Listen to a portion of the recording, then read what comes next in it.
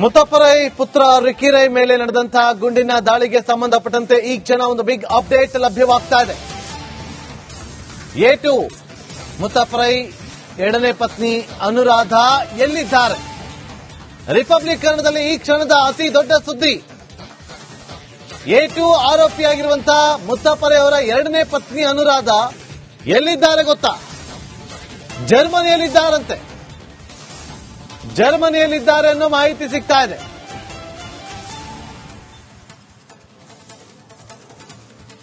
ನೋಡಿ, ಈ ಘಟನೆಗೂ ಮುಂಚೆನೆ ಅವರು ಜರ್ಮನಿಗೆ ಹೋಗಿದ್ದಾರೆ. ಆರೋಪಿ ಅನುರಾಧ ಪ್ರಕರಣ ಸಂಬಂಧ ಎಫ್ಐಆರ್ ಹಿನ್ನೆಲೆ ಜಾಮೀನು ಕೋರಿ ಅರ್ಜಿಯನ್ನು ಸಲ್ಲಿಸಿದ್ದಾರೆ. ನಿರೀಕ್ಷಣಾ ಜಾಮೀನು ಕೋರಿ ಹೈಕೋರ್ಟ್ಗೆ ಅರ್ಜಿ ಸಲ್ಲಿಕೆ ಆಗಿದೆ. ನೋಡಿ, ಅವರ ಮೊಬೈಲ್ ಸ್ವಿಚ್ ಆಫ್ ಆಗಿದ್ದು ಕಡೆಯದಾಗಿ ಏರ್ಪೋರ್ಟ್ನ ಬಳಿ, ದೇವನಹಳ್ಳಿ ಇಂಟರ್ನ್ಯಾಷನಲ್ ಏರ್ಪೋರ್ಟ್ನ ಬಳಿ ಅಲ್ಲಾಗಿದ್ದು ಕಡೆಯದಾಗಿ.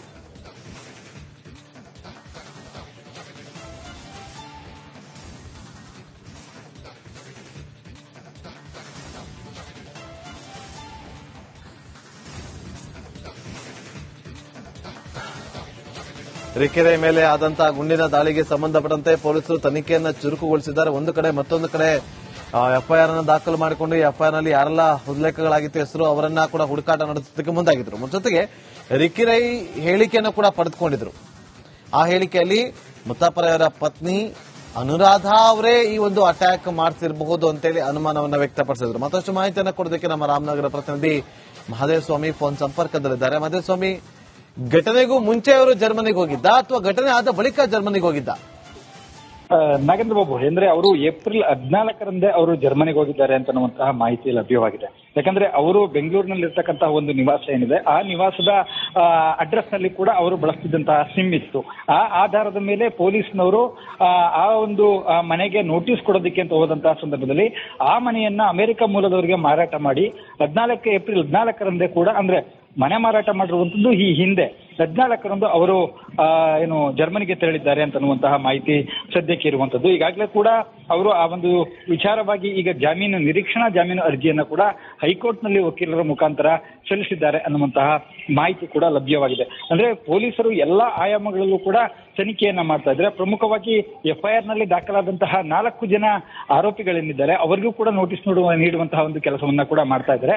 ಅದರಲ್ಲಿ 2 ಮಾತ್ರ ಕರ್ನಾಟಕದಲ್ಲಿದ್ದು, ಒಬ್ಬರು ಜರ್ಮನಿಯಲ್ಲಿ, ಮತ್ತೊಬ್ಬರು ಬೇರೆ ಕಡೆ ಇದ್ದಾರೆ ಅಂತನ್ನುವಂತಹ ಮಾಹಿತಿ ಸದ್ಯಕ್ಕೆ ಪೊಲೀಸರಿಗೆ ಲಭ್ಯವಾಗಿದೆ. ಆದ್ರೆ ಪೊಲೀಸರು ಇನ್ವೆಸ್ಟಿಗೇಷನ್ ಆಂಗಲ್ ಅಲ್ಲಿ ನೋಡುವುದಾದ್ರೆ ಪ್ರಮುಖವಾಗಿ ಇಲ್ಲಿನ ಸ್ಥಳೀಯರು, ಅವರ ಜೊತೆ ಇದ್ದಂತವರು, ಅವರ ಜೊತೆ ಒಡನಾಟ ಇದ್ದಂತವರನ್ನೇ ಅತಿ ಹೆಚ್ಚಾಗಿ ವಿಚಾರಣೆಗೆ ಒಳಪಡಿಸ್ತಾರೆ ಅನ್ನೋದ್ರೆ ಬಹುತೇಕ ಆ ಒಂದು ಪ್ರಕರಣ ನಡೀಲಿಕ್ಕೆ ಅವರ ಜೊತೆ ಇದ್ದಂತವರೇ ಕೂಡ ಒಂದಷ್ಟು ಮಾಹಿತಿಯನ್ನ, ಅವರ ಚಲನವಲನಗಳ ಬಗ್ಗೆ ಎಲ್ಲಾ ರೀತಿಯಾದಂತಹ ಮಾಹಿತಿಯನ್ನ ಆಗಂತುಕರಿಗೆ ನೀಡಿದ್ದಾರೆ ಅಂತನ್ನುವಂತಹ ಅನುಮಾನದ ಆಧಾರದ ಮೇಲೆ ಈ ರೀತಿಯಾದಂತಹ ಎನ್ಕ್ವೈರಿ ಮಾಡ್ತಾ ಇರುವಂತದ್ದು. ಜೊತೆಗೆ ಈಗ ಅವರ ರಿಕೆರೆ ಅವರ ಮಲತಾಯಿ ಏನಿದ್ದಾರೆ, ಅವರ ಮಲತಾಯಿ ಏನಾದ್ರೂ ಸ್ಕೆಚ್ ಹಾಕಿ ಈ ಒಂದು ಪ್ರಕರಣವನ್ನು ಬೇರೊಬ್ಬರಿಗೆ ಸುಪಾರಿಯನ್ನ ಕೊಟ್ಟು ಜರ್ಮನಿಗೆ ತೆರಳಿದ್ರ ಅಂತನ್ನುವಂತ ಅನುಮಾನಗಳು ಕೂಡ ದಟ್ಟವಾಗಿ ಕಾಡ್ತಾ ಇರುವಂತದ್ದು. Nagendra Babu, okay, thank you Mahadev Swamy ನಿಮ್ಮೆಲ್ಲ ಮಾಹಿತಿಗಾಗಿ.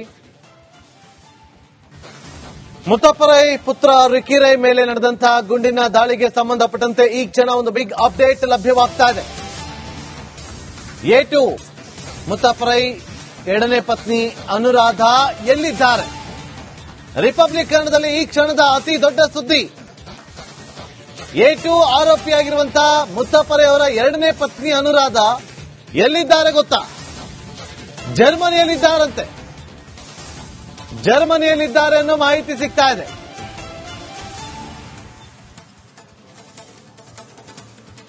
ನೋಡಿ, ಈ ಘಟನೆಗೂ ಮುಂಚೆನೆ ಅವರು ಜರ್ಮನಿಗೆ ಹೋಗಿದ್ದಾರೆ. ಆರೋಪಿ ಅನುರಾಧ ಪ್ರಕರಣ ಸಂಬಂಧ ಎಫ್ಐಆರ್ ಹಿನ್ನೆಲೆ ಜಾಮೀನು ಕೋರಿ ಅರ್ಜಿಯನ್ನು ಸಲ್ಲಿಸಿದ್ದಾರೆ. ನಿರೀಕ್ಷಣಾ ಜಾಮೀನು ಕೋರಿ ಹೈಕೋರ್ಟ್ಗೆ ಅರ್ಜಿ ಸಲ್ಲಿಕೆ ಆಗಿದೆ. ನೋಡಿ, ಅವರ ಮೊಬೈಲ್ ಸ್ವಿಚ್ ಆಫ್ ಆಗಿದ್ದು ಕಡೆಯದಾಗಿ ಏರ್ಪೋರ್ಟ್ನ ಬಳಿ, ದೇವನಹಳ್ಳಿ ಇಂಟರ್ನ್ಯಾಷನಲ್ ಏರ್ಪೋರ್ಟ್ನ ಬಳಿ ಅಲ್ಲಾಗಿದ್ದು ಕಡೆಯದಾಗಿ.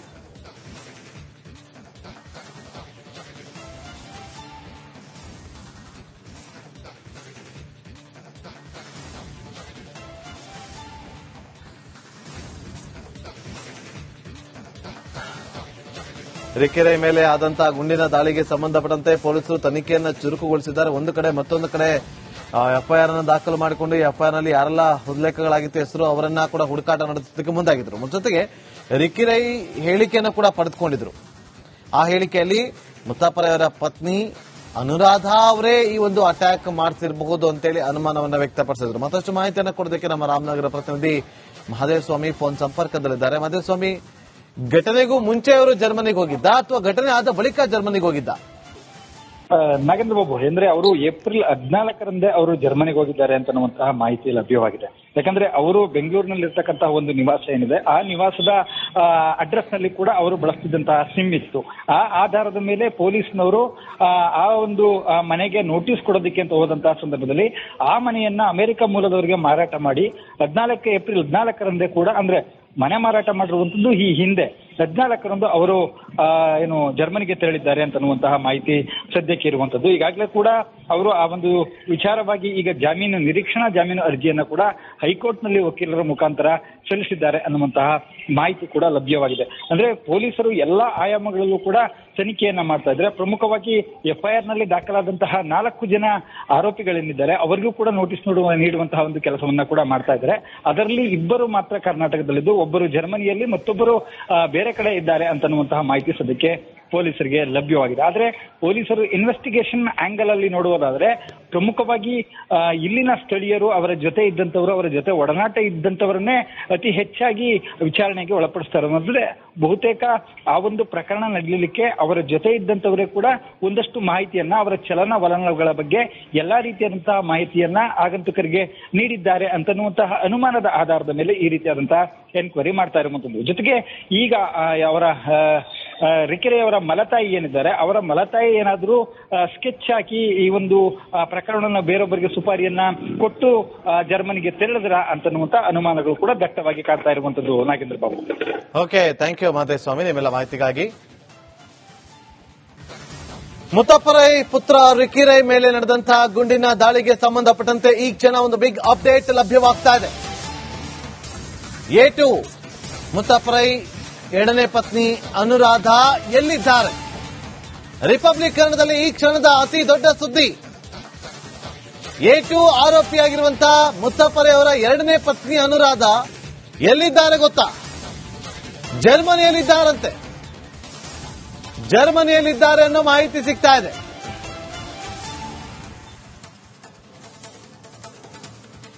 ನೋಡಿ, ಈ ಘಟನೆಗೂ ಮುಂಚೆನೆ ಅವರು ಜರ್ಮನಿಗೆ ಹೋಗಿದ್ದಾರೆ. ಆರೋಪಿ ಅನುರಾಧ ಪ್ರಕರಣ ಸಂಬಂಧ ಎಫ್ಐಆರ್ ಹಿನ್ನೆಲೆ ಜಾಮೀನು ಕೋರಿ ಅರ್ಜಿಯನ್ನು ಸಲ್ಲಿಸಿದ್ದಾರೆ. ನಿರೀಕ್ಷಣಾ ಜಾಮೀನು ಕೋರಿ ಹೈಕೋರ್ಟ್ಗೆ ಅರ್ಜಿ ಸಲ್ಲಿಕೆ ಆಗಿದೆ. ನೋಡಿ, ಅವರ ಮೊಬೈಲ್ ಸ್ವಿಚ್ ಆಫ್ ಆಗಿದ್ದು ಕಡೆಯದಾಗಿ ಏರ್ಪೋರ್ಟ್ನ ಬಳಿ, ದೇವನಹಳ್ಳಿ ಇಂಟರ್ನ್ಯಾಷನಲ್ ಏರ್ಪೋರ್ಟ್ನ ಬಳಿ ಅಲ್ಲಾಗಿದ್ದು ಕಡೆಯದಾಗಿ.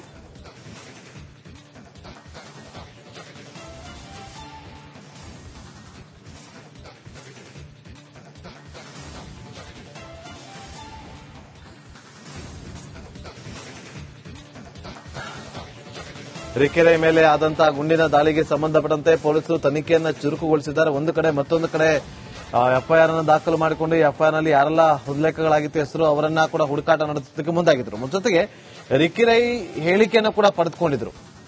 ಆ ಹೇಳಿಕೆಯಲ್ಲಿ ಮುತ್ತಾಪರೆಯವರ ಪತ್ನಿ ಅನುರಾಧ ಅವರೇ ಈ ಒಂದು ಅಟ್ಯಾಕ್ ಮಾಡಿಸಿರಬಹುದು ಅಂತೇಳಿ ಅನುಮಾನವನ್ನ ವ್ಯಕ್ತಪಡಿಸಿದ್ರು. ಮತ್ತಷ್ಟು ಮಾಹಿತಿಯನ್ನು ಕೊಡೋದಕ್ಕೆ ನಮ್ಮ ರಾಮನಗರ ಪ್ರತಿನಿಧಿ ಮಹದೇವ್ ಸ್ವಾಮಿ ಫೋನ್ ಸಂಪರ್ಕದಲ್ಲಿದ್ದಾರೆ.